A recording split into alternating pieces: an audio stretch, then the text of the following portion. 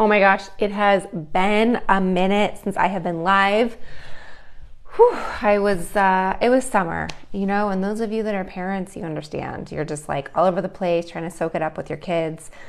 Let's see, we went to the beach, we did a lot of stuff. So I didn't have the opportunity to go live, and when Clinton went down for naps, I fell asleep with him. So I was having those naps too. All right, guys.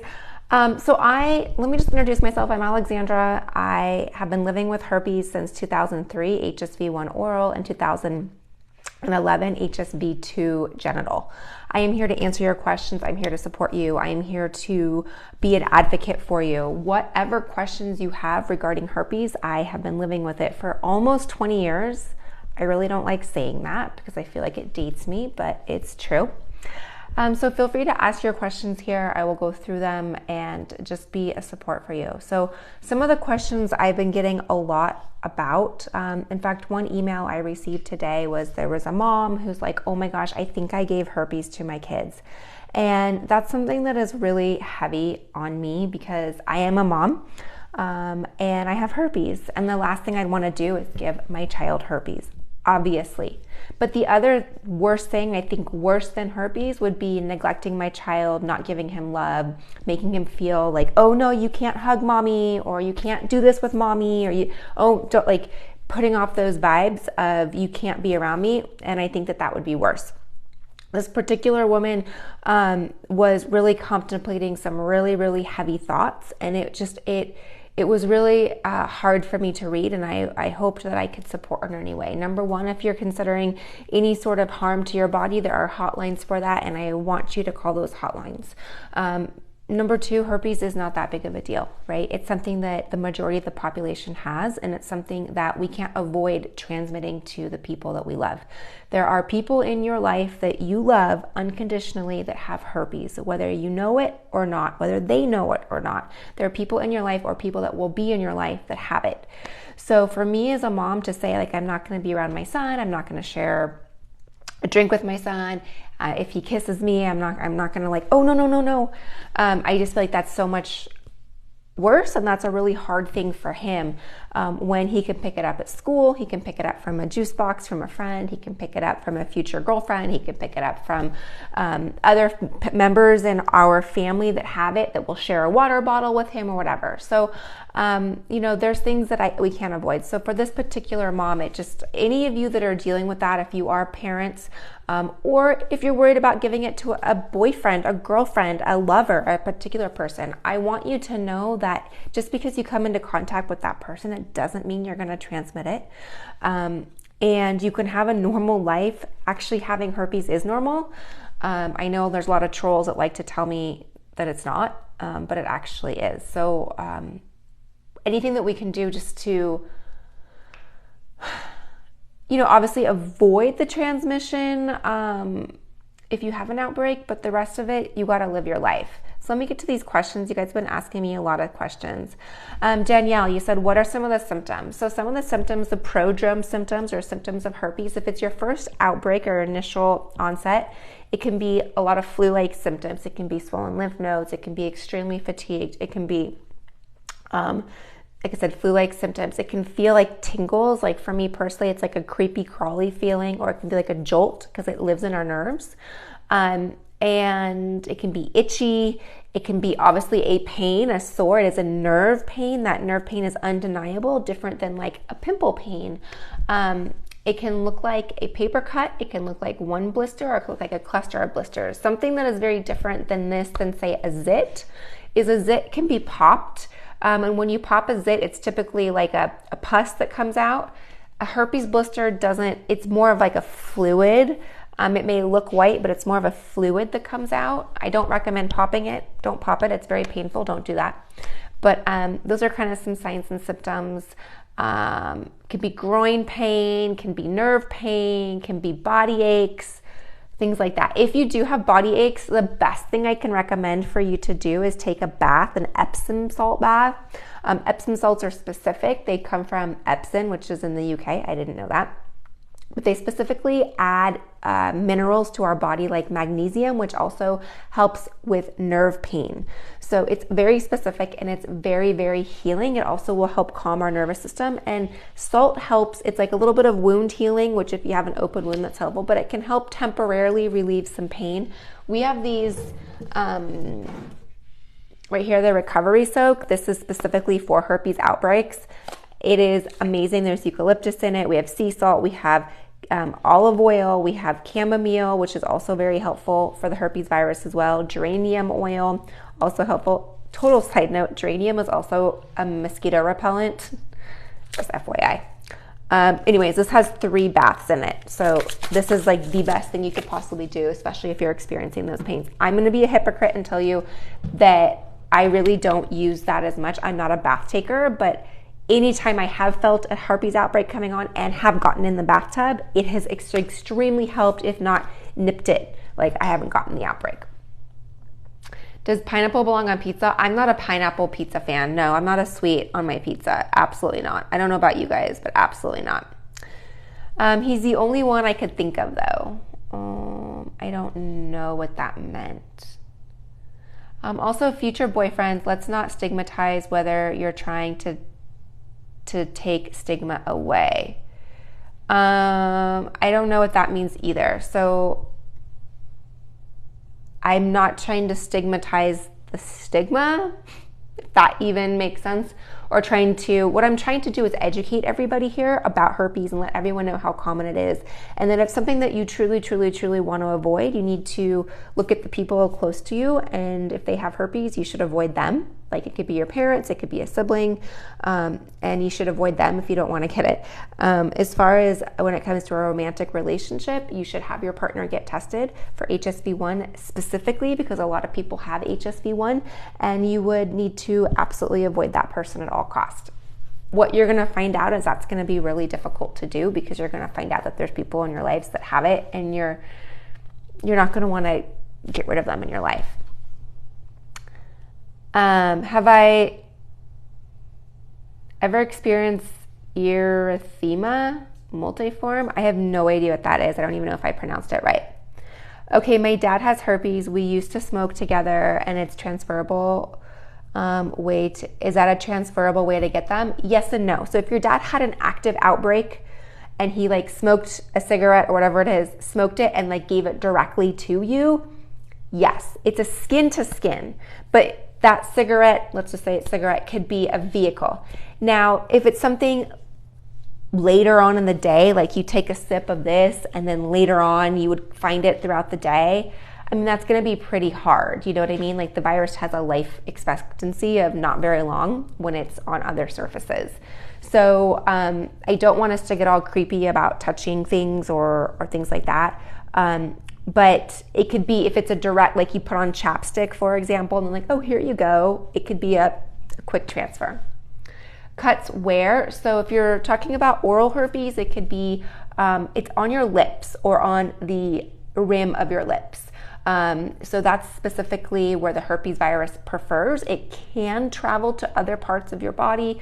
There's things like herpetic whitlow. It can get on your hands. It can be in your eyes. And then there's things like genital herpes. It can be genital. So you could get cuts on your lip. You could get cuts genitally. For me specifically, I get my genital outbreaks on my anal opening, and those are not blisters. They are little cuts. So if I didn't know I had herpes, I wouldn't know to associate that with an outbreak. I would just assume it was like from a really big poo, or not that that's TMI, or like I wiped too hard or something like that. I don't have any symptoms of my outbreak. Said they can't test me without outbreak. Is that true? So yes and no. So if you're going to do a swab test, which would mean getting in, I'm using my mouth as an example, but getting into that outbreak, they'd want to swab it for that viral DNA. If you have nothing to swab, like I had nothing to swab, I would test negative unless I was shedding. For you, if it's in your system and you have it, they could do a blood draw, which would mean that they would get the antibodies. They're looking for the antibodies in your blood. So that's another way to test for herpes. Have you ever, you asked me that. I don't know what that is. Do you know what monkeypox looks like? I feel like after being diagnosed, I have everything. I don't know what monkeypox looks like. I'm not even going to think about it. I'm not going to worry about it. I wouldn't worry about it if I were you.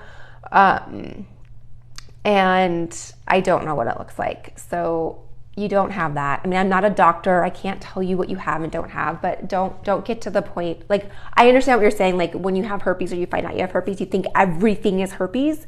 By the way, I love the hearts. So thank you. You think everything is every itch, every tingle, any like, oh, like my hair's out of place. It's because of herpes, you know? It's not. Herpes is a very specific pain that you will learn specifically in your body. Is it true 90% believe US population has herpes? So 90% of the population by the time they're 50 will come in contact with herpes. Up to 80% of the population has herpes in some sort. So it is true. Most people don't know it. Most people are asymptomatic. Is it true? Oh, you're super pretty. Thank you. I appreciate that. The CDC has pictures of monkeypox. Yeah, check that out. I don't know what it looks like.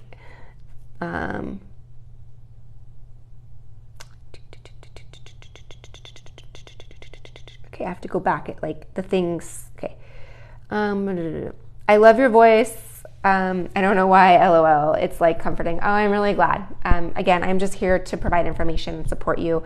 I was really alone when I was diagnosed back in 2011. It was very isolating, suffocating, like backstabbing is almost like it felt like, and I just don't want anybody to feel that way.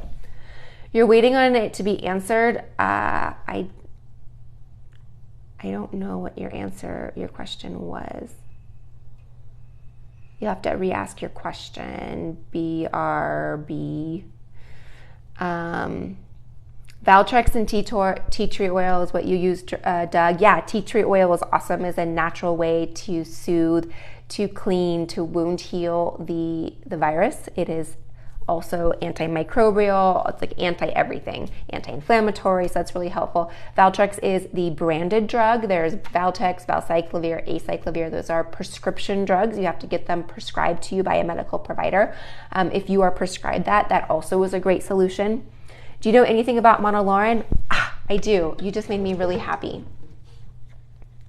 I take Monolaurin daily. I take Lysine daily. I take this combo from Natural Cure Labs, formerly known as Palmera Health. And Monolaurin is extremely helpful when it comes to helping your immune system in an overall basis. So herpes outbreaks occur when we have a low immune system or when our immune system is compromised. And by anything we can do to keep our immune system working on all cylinders and working is amazing. So Monolaurin is what's also known as lauric acid. What it's known as.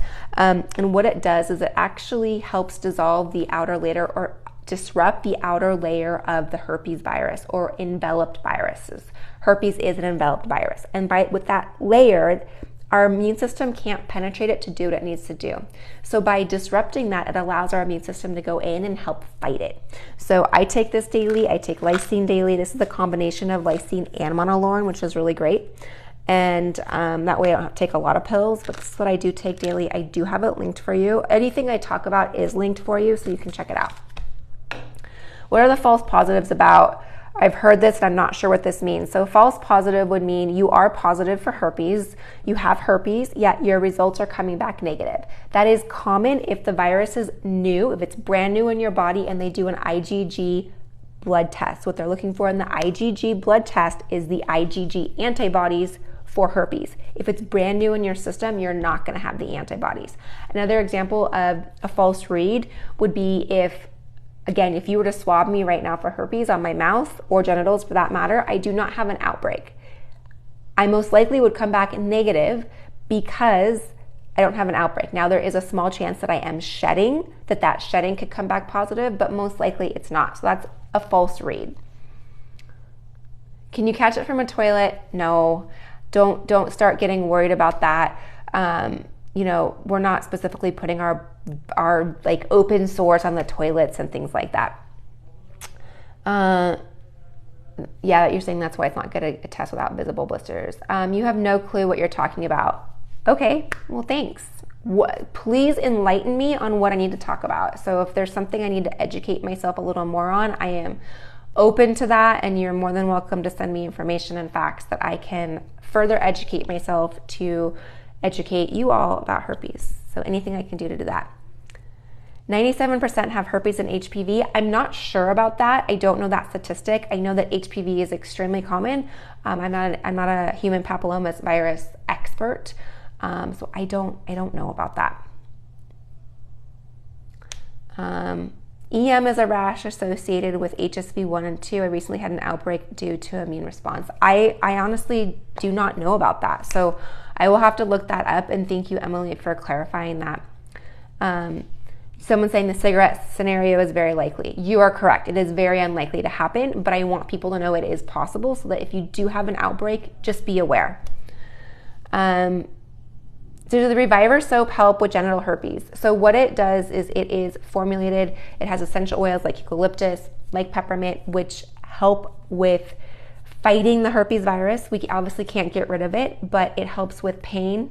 It helps with soothing it, and it helps with wound healing. So those are some things that are really important, specifically when we have outbreaks.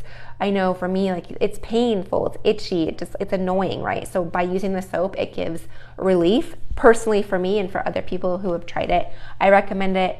It's awesome. I do love it. I know it's not curable, but have you ever made it dormant for a long period of time? I have, and I'm actually really working on that right now. It's something I'm really working with, like, mind, body, soul, taking care of my body, the right supplements, Lysine, Monolaurin. Those are some things I'm really working on. Okay, when you'd smoke, you personally never saw it inflamed thing because he's treated it. Yeah, again, I'm just letting us know, we have all, before I had herpes, and any of what you hear who, before you had herpes, have all kissed someone, shared a beer, a cigarette, a burger, whatever, with someone that has herpes.